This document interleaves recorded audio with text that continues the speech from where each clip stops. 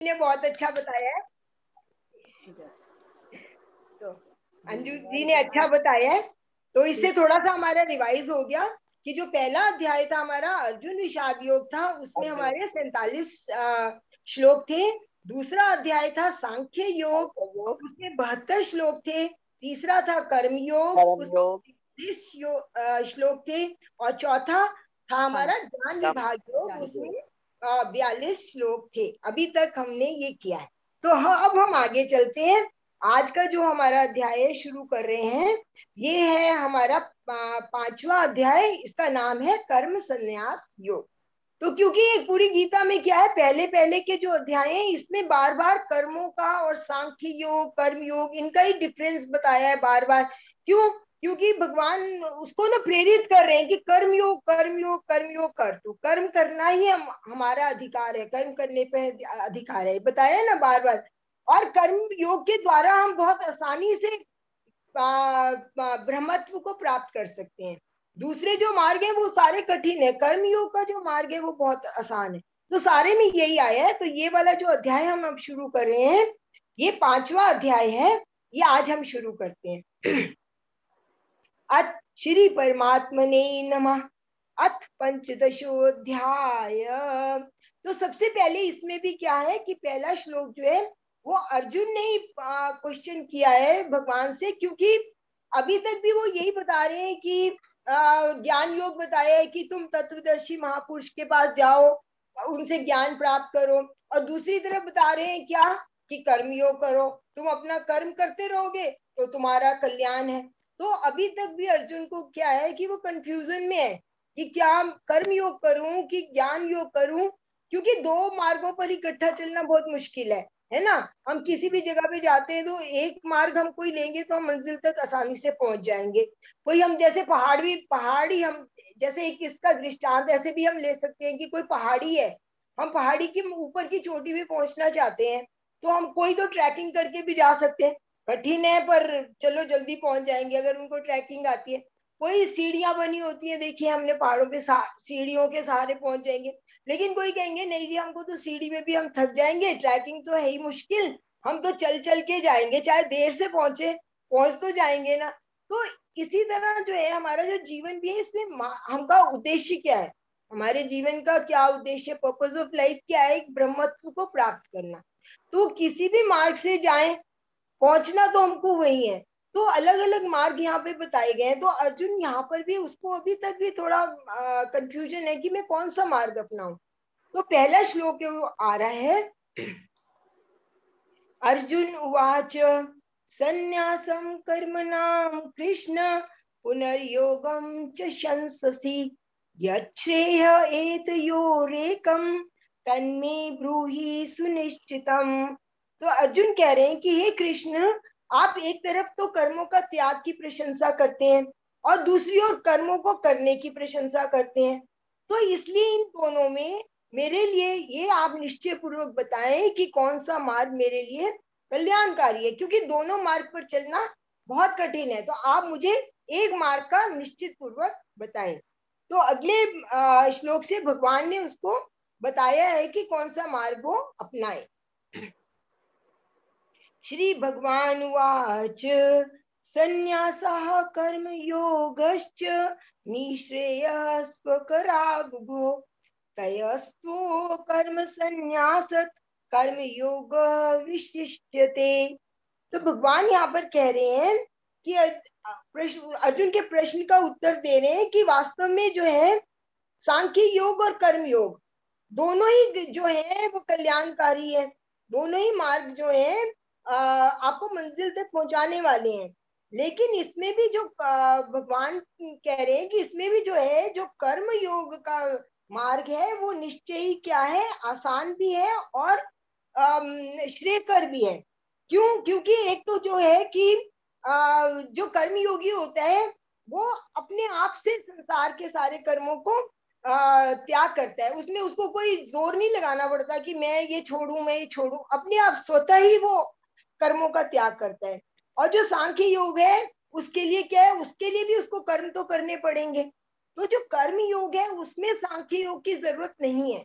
और सांख्य योग जो है उसमें कर्म योग की जरूरत है, क्योंकि सांख्य योग वाला भी तो ज्ञान लेने के लिए कर्म करेगा ना। तो ये एक तो ये यहाँ पर है कि सांख्य योग से कर्म योग जो है वो ज्यादा आसान है और कल्याणकारी है। अब दूसरा, इसमें दो तीन पॉइंट्स हम यहाँ पे डिस्कस कर सकते हैं। और दूसरा क्या है कि जो कर्म योग है वो किसी के द्वारा भी किया जा सकता है। कोई भी व्यक्ति है, कोई किसी भी आश्रम का है, किसी वर्ण का है, किसी संप्रदाय का है, किसी का भी है ना, वो अपने आप से कर्मों को त्याग कर सकते हैं, निष्काम भाव से कर्म कर सकते हैं। लेकिन जो सांख्य योग में जो हमको पहले भी पिछले अध्याय में उन्होंने बताया था कि ज्ञान प्राप्त करने के लिए क्या करना पड़ेगा, किसी ब्रह्म ज्ञानी के पास जाना पड़ेगा, है ना। तो फिर तत्व ज्ञान को जो प्राप्त करने के लिए ज्ञानी के पास जाना पड़ेगा, तो वो किसी व्यक्ति विशेष के लिए मतलब मुश्किल है। पहले तो क्या है, पहले तो ब्रह्म ज्ञानी को ढूंढो, कोई ऐसा गुरु ढूंढो जो कि हमको ब्रह्म का ज्ञान दे सके, है ना। फिर ढूंढो, फिर उसके पास जाओ, फिर हमारे मन में उसके प्रति श्रद्धा भी होनी चाहिए। आजकल कितने गुरु हैं ऐसे, है ना, सभी के प्रति हम एक के प्रति श्रद्धा रखें, फिर दूसरे के, तीसरे के, ऐसे नहीं हो सकता। तो एक के प्रति बहुत श्रद्धा का भी होना जरूरी है। और फिर उस ज्ञानी महापुरुष के पास जाकर उनसे ज्ञान लो। तो ये सभी के लिए जो है वो ये संभव नहीं है, आम व्यक्ति के लिए, साधारण पुरुष के लिए ये जो है संभव नहीं है। तो इसलिए क्या है, उसके लिए भी क्या है, जो कर्म योग जो है वो ज्यादा आसान है। और तीसरा क्या है कि जो कर्म योगी होता है वो तो उसका क्या है, वो उसमें बिल्कुल भी अहंकार नहीं होता। वो जो कुछ भी काम कर रहा है निष्काम भाव से कर रहा है, ना तो उसकी कोई कामना है, ना वो सोच रहा है कि मैं कुछ अपने लिए करूं। तो वो हमेशा क्या है, दूसरों के लिए करता है, दूसरों की सेवा में लगा हुआ है। लेकिन जो ज्ञानी पुरुष है, जो ज्ञान प्राप्त करना है, उसमें जो होता है कहीं ना कहीं एक थोड़ा सा अहंकार जरूर आ जाता है। वो उसमें ये हो जाता है कि मैं तो ज्ञान प्राप्त कर रहा हूँ, मैं मुमुक्षु हूँ। और वो जो अपने लिए जो है, वो जो साधन कर रहा है वो भी अपने हित के लिए वो साधन का प्रयोग कर रहा है, क्योंकि ज्ञान पहले अपने आप प्राप्त करेगा ना, तभी तो उसको ज्ञान होगा, तभी वो मोक्ष की ओर बढ़ेगा। तो इसलिए भी उन्होंने क्या कहा है कि जो कर्म योगी है वो हर एक तरह से हमने देख लिया, दो तीन तरह से हमने यहाँ पर भी विचार हमने रखे कि कर्म योगी ही जो है वो श्रेष्ठकर है। तो आगे भी वो भगवान आगे वो पूछ रहे हैं कि ज्ञेय स नित्य सन्यासी यो न द्वेष्टति न कांक्षति निर्द्वंदो ही महाबाहो सुखम बंधात प्रमुच्यते। तो आगे वो कह रहे हैं कि जो कर्म योगी है वो तो नित्य सन्यासी, जो कर्म योगी है उसको क्या है, सन्यास लेने की आवश्यकता नहीं है। उसको ये नहीं है जरूरी कि वो किसी आश्रम में जाके रहे, भगवे कपड़े पहने। और जो कर्म योगी है वो तो अपने संसार में रहता हुआ भी नित्य सन्यासी है। क्यों? क्योंकि वो किसी से द्वेष नहीं रखता, है ना, न द्वेषती न कांक्षती। वो उसका किसी के साथ द्वेष नहीं है, ना उसको किसी से कोई इच्छा है, और ना ही उसके भौतिक पदार्थों के प्रति कोई भी उसकी आकांक्षा है कि वो आकांक्षा रखे। तो वो सहज ही जो है सारे बंधनों से जो होता है वो मुक्त हो जाता है, क्योंकि उसमें ना तो द्वेष है ना कामना है। ऐसा जो योगी है हमेशा दूसरों की सेवा में रत रहता है। तो असली सन्यासी क्या है, वो असली सन्यासी वही है। और वो किसी की बात का बुरा भी नहीं मानता, और हमेशा दूसरों की सुख की इच्छा ही करता रहता है, और अपनी उसने कामनाओं का जो है त्याग कर दिया है। अब यहाँ पे सन्यासी शब्द का वो भी समझना बहुत जरूरी है कि क्योंकि कई बार क्या होता है कि सिर्फ कर्मों के त्याग करने को भी सन्यासी समझ लिया जाता है। जैसे अगर किसी को कोई व्यापार नहीं उसका चल रहा, तो वो कहे कि मैं तो जी कर्म करके छोड़ के बैठ जाए, या अज्ञानवश कोई छोड़ के बैठ जाता है, कोई आलस्यवश कर्म करना ही नहीं चाहता और संन्यास ले लेता है। तो असली सन्यासी वो क्या है, वो सन्यासी नहीं है। तो जो कर्म योगी है वो नित्य सन्यासी है, क्योंकि वो क्या, उसके किसी भी संसार के प्रति उसकी कोई भावना है ही नहीं, कोई इच्छा नहीं है। और अगर कोई उसके कोई पदार्थ उसको प्राप्त भी है, जो उसको भगवान की तरफ से मिल भी रहे हैं पदार्थ, वो भी उनको क्या है, संसार के हित के लिए ही लगा देता है। और उसकी विषयों में भी कोई क्या है, आसक्ति नहीं है, वो निरासक्त रहता है। और सिर्फ भौतिक पदार्थों का त्याग करना ही कोई सन्यासी बनना नहीं है। जब हम मन से भी हम अपने जो कर्म के फल की इच्छा का त्याग करते हैं तो वो वास्तव में क्या होता है, वो संन्यास होता है। तो आगे यहाँ पर आया है कि निर्द्वंदो ही महाबाहो। ये अर्जुन वो निर्द्वंदी होता है। निर्द्वंद का मतलब क्या है कि हम अपने जीवन में देखते हैं सारा टाइम द्वंद चलते रहते हैं। द्वंद क्या है, ये अच्छा है ये बुरा है, यहाँ ये सर्दी है ये गर्मी है, ये दुख है ये सुख है, जो भी है ना ऑपोजिट्स हमारे में चलते रहते हैं। जब हम कोई काम भी करते हैं तो हम सोचते हैं ये काम हम अच्छे से कर रहे हैं, हमको इसका फल अच्छा, हानि होगी कि लाभ मिलेगा, मान होगा अपमान होगा, है ना। ऐसा हमारे मन में जो है हमारे हमेशा कोई क्या है, द्वंद चलता रहता है।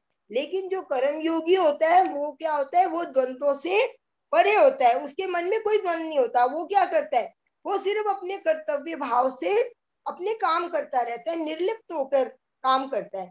तो संसार के उसके क्योंकि राग मिट गए हैं, उसको संसार से कुछ चाहिए ही नहीं है, और उसकी जो एकमात्र अभिलाषा क्या है, परमात्मा को प्राप्त करना है। तो उसमें कोई द्वंद है ही नहीं। तो ऐसे को उन्होंने कहा है कि जो सन्यासी है वास्तव में वो क्या है, उसको ना द्वेष थी, ना तो उसमें कोई द्वेष है, ना कांक्षती, ना कोई कामना है, और ना ही किसी प्रकार का भी उसमें कोई द्वंद है। तो ऐसा जो है कर्मयोगी, ऐसे को हम नित्य सन्यासी कह सकते हैं। तो आगे आ रहा है कि अब आगे भी जगह जगह सांख्य योग और ये कर्म योग की बात आ रही है बार बार।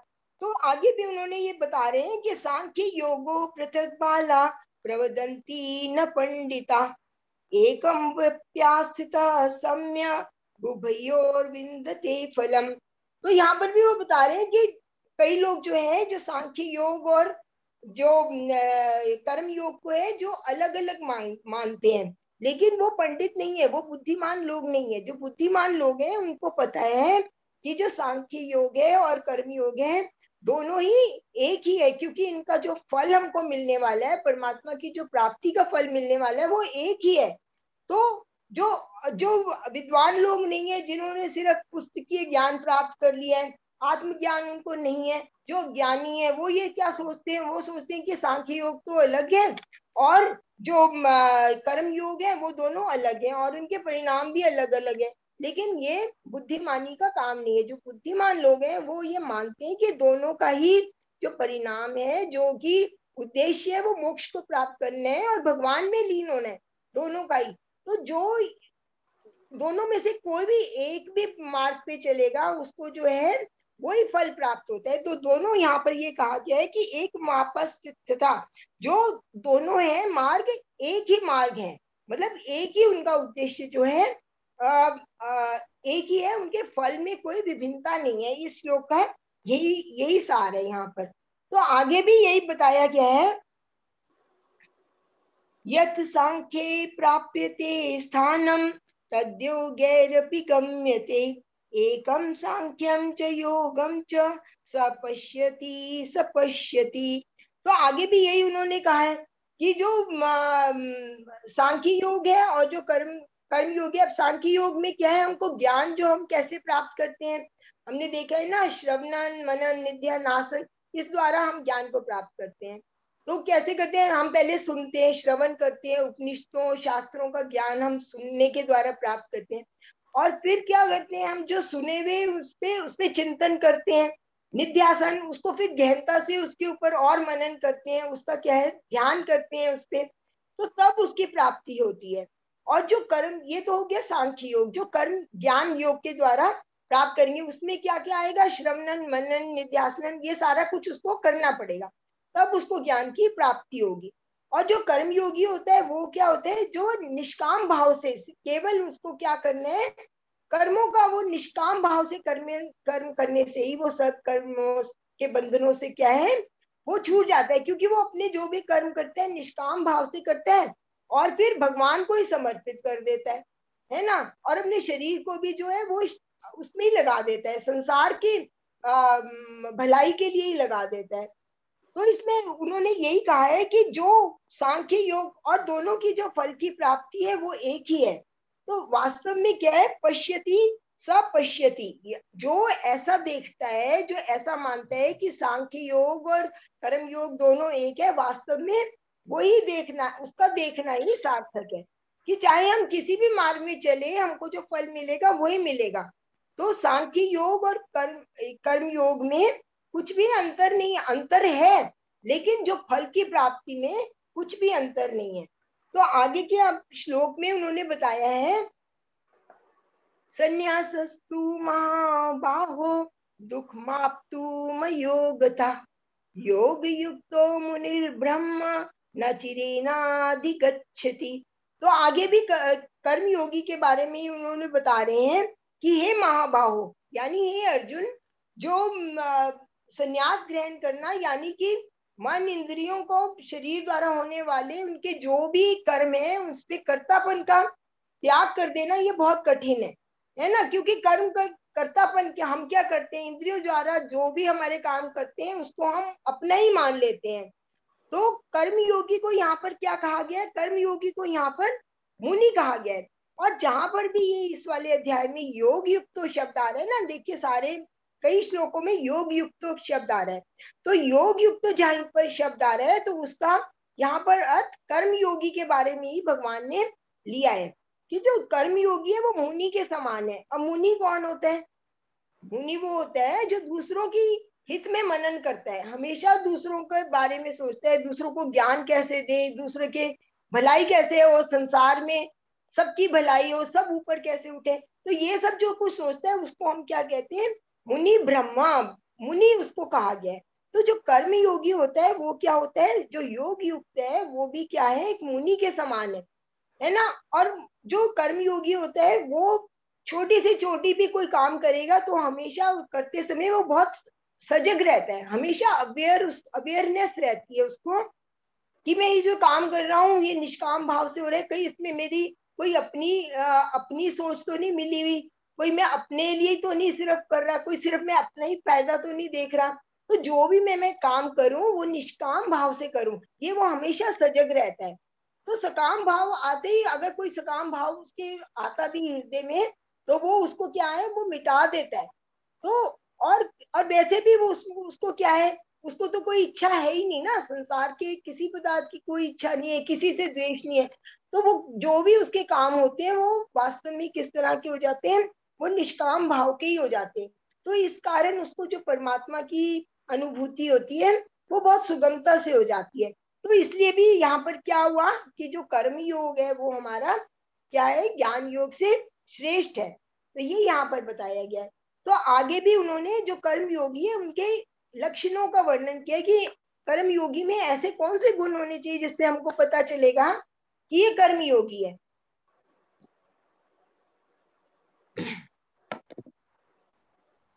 तो आगे कहा है, योग युक्तो विशुद्धात्मा विजितात्मा जितेंद्रिय सर्वभूतात्म भूतात्मा कुर्वन्नपि न लिप्यते।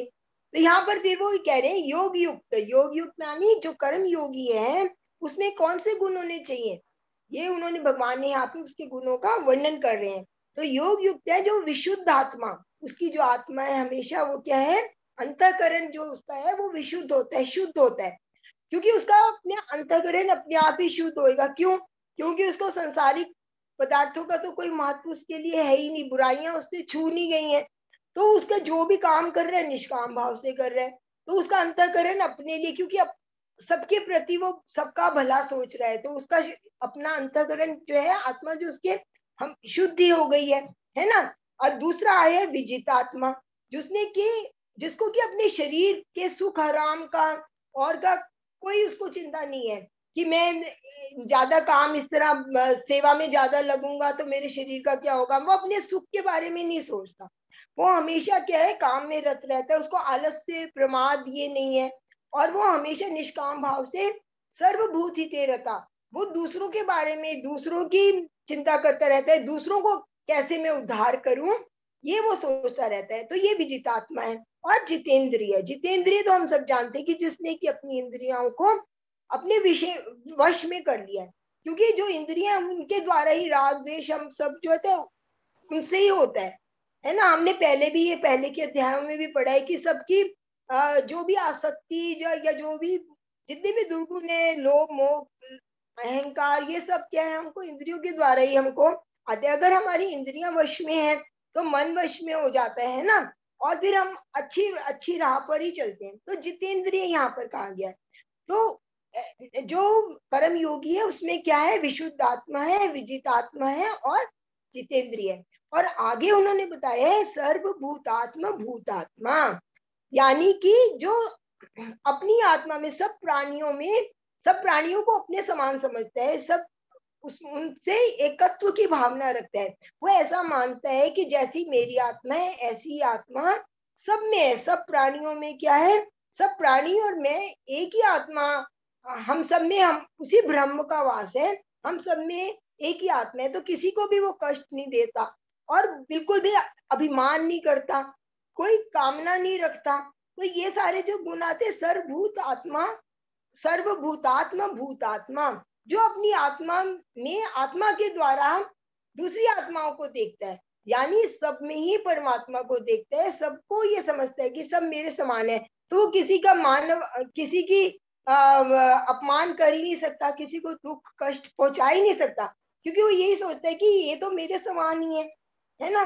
तो ऐसे व्यक्ति को योग युक्त कहा है उन्होंने। तो ऐसा कर्म योगी जो है वो योग युक्त है, जिसमें कि ये चारों लक्षण है ना, विशुद्धात्मा, विजितात्मा, जितेंद्रिय और सर्वभूतात्मा। तो ये योग युक्त यहाँ पर उसको कहा गया है। तो आगे के श्लोक में भगवान ने जो है तत्वविद के बारे में बताया। तत्वविद हम किसको कहते हैं, ओम तत्सत हम कहते हैं ना। तो तत्व उसमें क्या है, जिसने ब्रह्म को जान लिया है। तत्वविद भी क्या है, ऐसा कर्मयोगी जिसने कि जो कि ब्रह्म को जानने की ओर बढ़ रहा है, जो ब्रह्म को जानना चाहता है, तो उसके बारे में बताया है। तो उसमें ये बताया है कि वो जितनी भी उसकी इंद्रियां हैं, वो इंद्रियाओं को अपना नहीं सोचता, उसमें कर्तापन नहीं है। वो ये किसी भी काम को करते हुए ये नहीं सोचता कि इसका कर्ता मैं हूं। तो आगे आ गया आगे आ रहा है, पश्यन श्रवणन स्पर्शनन जिघ्नन अशनन गच्छनन स्वप्नम श्वसनम। तो ये सारी क्रियाएं बताई गई हैं आगे। पश्यन जो वो देखता है, श्रवणन जो सुनता है, स्पर्शनन जो स्पर्श करता है, जिघ्नन जो वो सूंघता है, अशनन आता है, गच्छनन जाता है, स्वप्नन स्वप्न देखता है, और श्वसन जो सांस लेता है। तो ये जो भी हमारी जो जितनी भी इंद्रियाओं के काम है, चाहे वो कर्म इंद्रियां हो या ज्ञान इंद्रियां हो, जो भी क्रियाएं हो रही हैं, तो ये वो समझते हैं कि मैं नहीं कर रहा हूँ, ये अपने आप हो रही है, क्योंकि ये वास्तव में देखा जाए तो ये प्रकृति के द्वारा ही हो रही है ना। और इसमें बाद में जो आ रही है, जैसे सांस लेना, सांस लेना तो हम देखते हैं ना, ये प्राणों की क्रिया है, अपने आप ही आ रहे हैं। हम फोर्सफुली तो नहीं कह सकते कि हम श्वास ले श्वास ना ले, तो ये अपने आप हो रही हैं क्रियाएं। और ऐसे ही हम कई क्रियाएं ऐसे देखते हैं, आंखों का खोलना और बंद होना, ये क्या है, ये भी अपने आप से हो रही हैं। तो इस तरह की जो क्रियाएं हैं, ज्ञान इंद्रिय और कर्म इंद्रियाएं, जो ये यहाँ पर जो हुआ है, वो ये सब प्रकृति के द्वारा हो रही हैं। और शरीर जो, लेकिन जो अज्ञानी लोग जो होते हैं ना, वो ये सोच लेते हैं कि ये सब काम क्या है, ये मैं स्वयं कर रहा हूँ, मैं देख रहा हूँ, मैं खा रहा हूँ, मैं सो रहा हूँ, मैं चल रहा हूँ, आ रहा हूँ, जितनी भी क्रियाएं हैं सब हम शरीर की मान लेते हैं कि, पर लेकिन वास्तव में क्या है, ये हमारे शरीर के द्वारा नहीं हो रही है ना। और इसको फिर वास्तव में स्वयं क्रिया नहीं है, तो इसको करने वाला कौन है।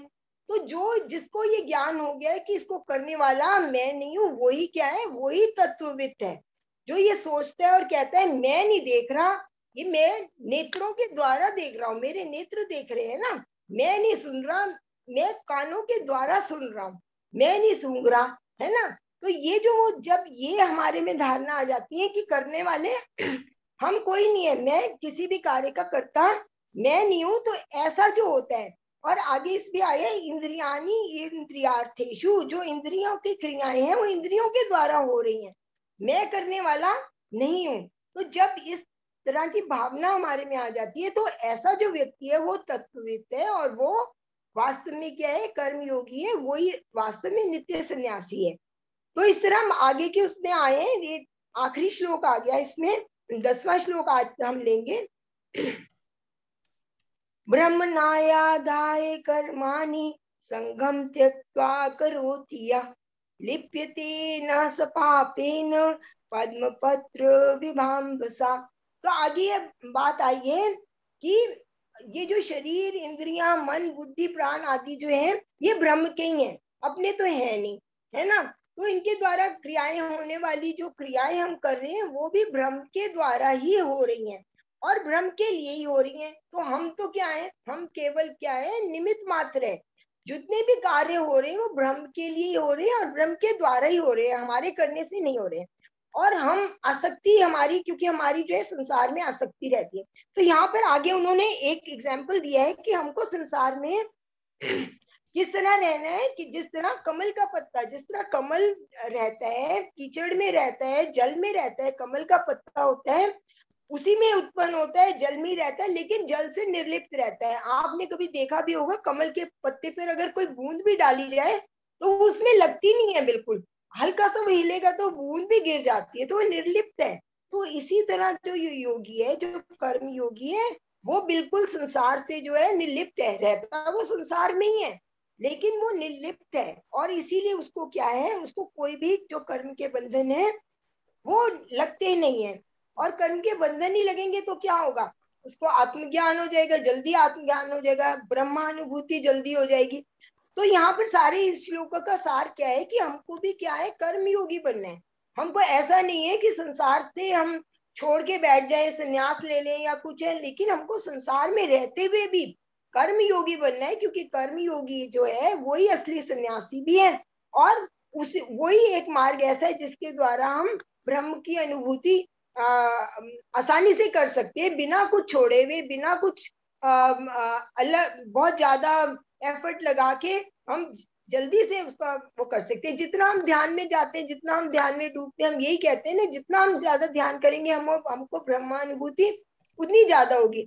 तो जो आत्मज्ञानी होते हैं वो कर्म योगी ही हैं वास्तव में। तो यही यहाँ पर बताया गया है। तो यहीं पे हमको भी क्या है, हमको क्या है, यहीं पे आज हम वाणी को विराम देते हैं कि हमको भी क्या है, कर्म योगी बनने हैं। और संसार में हमको कर्म कमल के पत्ते की तरह ही, कमल की तरह ही हमको रहना है। संसार के किसी भी भौतिक सुख सुविधाओं में लिप्त नहीं होना, हमको किसी की भावनाओं को ठेस नहीं पहुंचानी, हमको जितना भी हो सकता है सर्वभूत हितेरिताय करने, हमको जितना भी हो सके हमको दूसरों को दूसरों के उद्धार का, दूसरों को ज्ञान देने का, दूसरों की सुख के लिए हमको सोचना है।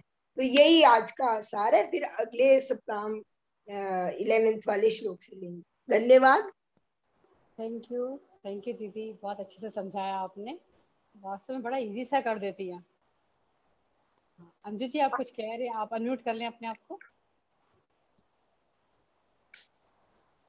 बहुत अच्छे से समझाया इन्होंने, बहुत ही डीप। मतलब आज तो मेडिटेशन भी बहुत डीप थी, काफी कुछ मतलब एनर्जी इतनी थी कि जैसे कानों में से, जैसे कल वाली हालत थी कि जैसे एकदम पूरा वेट हो जाती हूँ, पता नहीं आजकल पीछे से आईज, आंखों, कानों में से भी आज कुछ डिफरेंट सा फील हुआ मेरे को। मतलब बहुत डीप थी आज, बहुत एनर्जी थी, बहुत ही ज्यादा। बट एक दो सोल्स भी दिखी इन द मीन टाइम, नहीं क्लियर नहीं हुआ जैसे दिखी है, पर एनर्जी बहुत ही वाइट कलर एकदम छा गया था आंखों में। फिर अच्छा। थोड़ी ऊर्जा ऊर्जा दी जिनको देनी थी, धरती माँ को भी दी, काफी दी।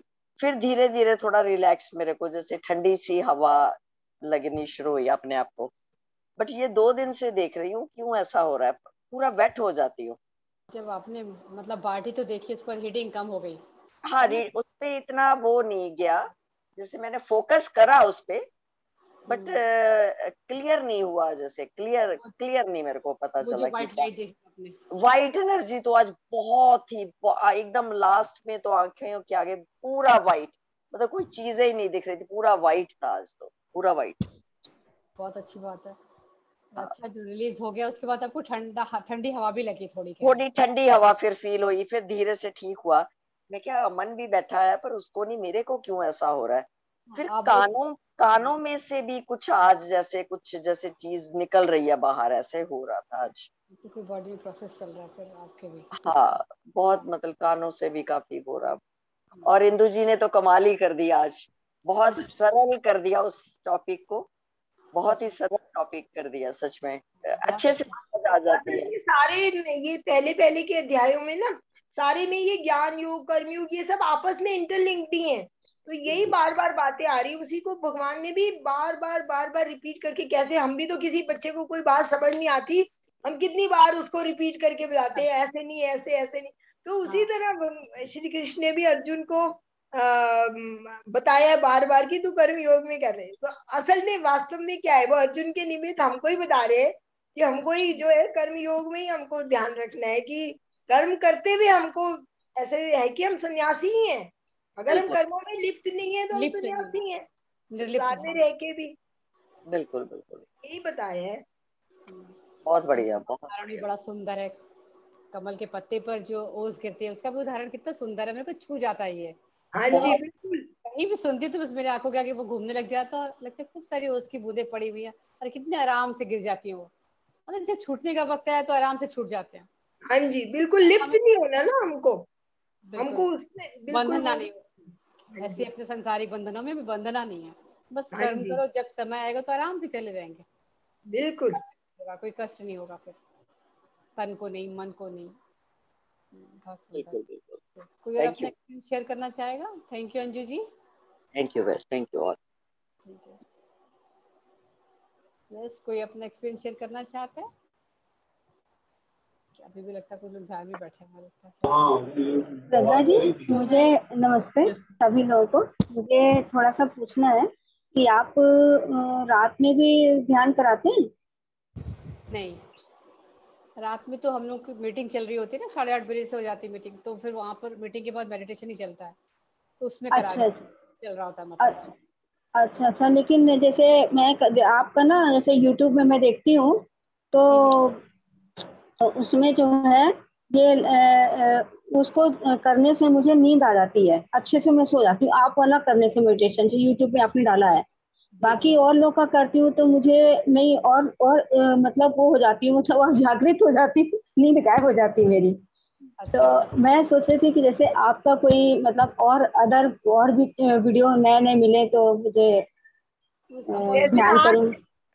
प्रज्ञा जी आत्म आज वैसे मैंने अभी एक देख रही थी, शायद पीएमसी गुजरात पे भी आज एक रात्रि है ध्यान। आज अमावस है ना, हाँ, आज पीएमसी अमावस।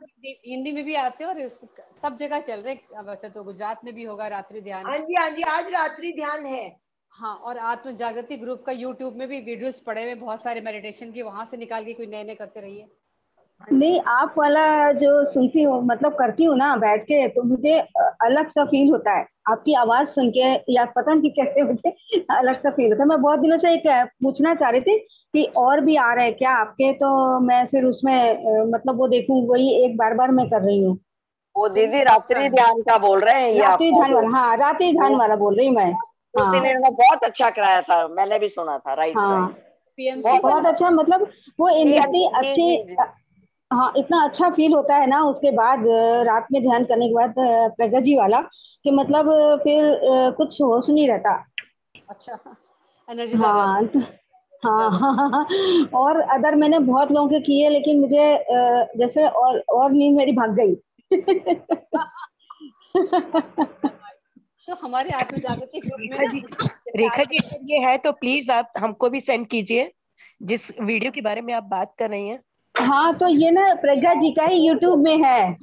हाँ है, वो लिख देना प्रज्ञा हाँ जी, आ जाएगा। पीएमसी हाँ, यूट्यूब। वो है, तो वो बहुत अच्छा है, मतलब इतना बढ़िया ध्यान लगता है रात में कि आप मजा आ जाता है एकदम बिल्कुल। और लोग के मैंने किए, लेकिन उतना नहीं लगा अच्छा, लेकिन उतना अच्छा लगा आपकी आवाज सुन के ना, जैसे एकदम ध्यान में पहुंच जाओ और एकदम मन को शांति लगती है एकदम बिल्कुल, मतलब माइंड एकदम फ्रेश हो जाता है, जैसे मतलब नींद सी आती है। तो अपने आत्म प्रज्ञा जी जागृति खुद भी भाव में डूब के कराती है ना, खुद भी हाँ भाव। इसीलिए। कनेक्ट हो हाँ जाते हैं एनर्जी से, हाँ, कनेक्ट। तो आपके और वीडियो आ रहे हैं क्या इसमें रात्रि ध्यान वाले? रात्रि ध्यान उसमें नहीं है, लेकिन यूट्यूब पे आप जाएंगे, आत्म जागृति ग्रुप है ना हमारा, वीआई वाला। हाँ हाँ हाँ। बहुत सारे हर दिन के हैं वीडियोस उसमें। उसमें अच्छा अच्छा अच्छा, ठीक ठीक ठीक। के मैम, जो भी आ रहा है मैम माइंड अमावस के उपलक्ष्य में है कोई मेडिटेशन? के ऊपर। अमावस के लिए आज कोई मेडिटेशन है आपके यहाँ से आत्म जागृति से? नहीं नहीं, आज तो नहीं। हमने पूर्णिमा का करा था, लेकिन उसकी रिकॉर्डिंग फिर रिकॉर्डिंग नहीं करी थी, वो 4 घंटे का करा था। जी पिछली जी। पूर्णिमा पर, तो पर उसकी रिकॉर्डिंग कर ही नहीं थी। अच्छा आज नहीं है? नहीं आज नहीं है।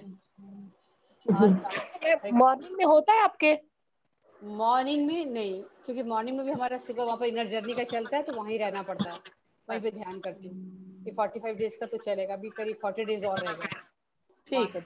अभी, है ना। फिर उसके बाद अब ऐसे सुबह अगर आप चाहते हैं तो एक और है, सुबह 6 to 7 होता है, मैं उसका लिंक दे दूंगी आपको। हाँ जी दे दीजिए अच्छा मॉर्निंग। अच्छा, हाँ वो थोड़ा सा सही रहेगा। और रात्रि वाला आत्म जागृति का करके है कुछ क्या अलग से?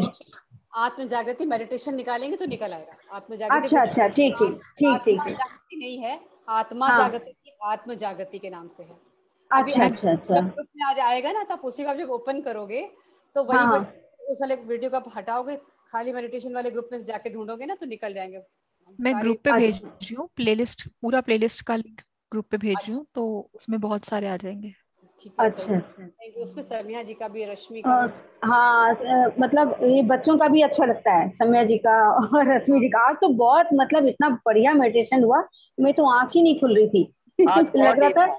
हाँ बहुत ही, मतलब मुझे तो लास्ट में सुनाई दिया और उसके बाद हाथ ही नहीं खुल रहे, आंख नहीं खुल रही है बहुत अच्छा था। इन बच्चों का भी बहुत अच्छा है। अगर इन लोगों का रात का आता है तो इन लोग भी डालें तो मुझे बहुत अच्छा लगेगा इन लोगों का भी। इन्होंने रात को तो नहीं कराया, अभी ग्रुप में ही कराया इन्होंने। तो अच्छा ये अच्छा अच्छा, डालेंगे तो पूरे सबके आ जाएंगे आपके सामने, ठीक जो ठीक ठीक ठीक ठीक सारे आ जाएंगे। ठीक बहुत ठीक काफी सारे हैं उसमें, तो हर दिन का ही ठीक होता ठीक है, ही बनता है ठीक वो लगा ठीक के। ठीक ठीक और ठीक। गायत्री आप मुझे पर्सनल पे मैसेज भेजिएगा, मैं आपको कोई एक सुबह का दे दूंगी लिंक। मेरा नहीं है, वो किसी और का भेज दूंगी मैं। ठीक है जी, thank you ma'am. Thank you Gayatri, thank you thank you. Thank you Rekha ji. Yes, कोई और आप कुछ क्वेश्चन पूछना चाहता है या कोई एक्सपीरियंस शेयर करना चाहता है आज का? नहीं, आज तो कोई नहीं है मुझे लगता है। तो ठीक है, फिर कल मिलते हैं। वाक क्षेत्र स्वाध्याय होगा हमारा। आत्म जागृति के 2 पार्ट हैं, 2 बुक है उसमें, एक संकल्प शक्ति और एक आत्म जागृति। तो कल हम ले संकल्प शक्ति, वाक क्षेत्र पे बात होगी, और वो करेंगे श्वेता साहिब, इसके बारे में बताएंगे। पहले ध्यान, फिर वाक क्षेत्र होगा। ठीक है, मिलेंगे कल फिर। इंदु जी, एक बार आपका फिर से धन्यवाद।